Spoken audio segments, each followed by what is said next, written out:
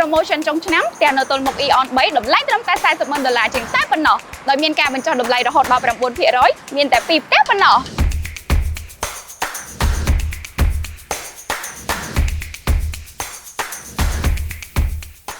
ប្រភេទផ្ទះដែលកំពុងទទួលបានការចាប់អារម្មណ៍ខ្លាំងពីអតិថិជននោះគឺផ្ទះអាជីវកម្មទល់មុខ Eon 3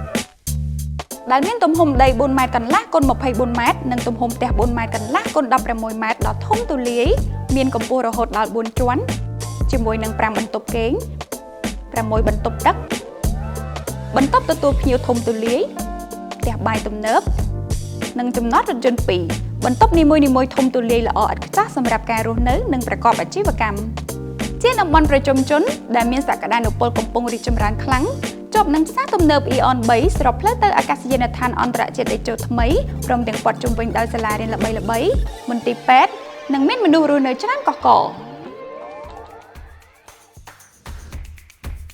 សំណង់បានសាងសង់រួចរាល់ 100% ដោយមានគុណភាពរឹងមាំទិញភ្លាមអាចចូលរស់នៅនិងប្រកបអាជីវកម្មបានភ្លាមៗ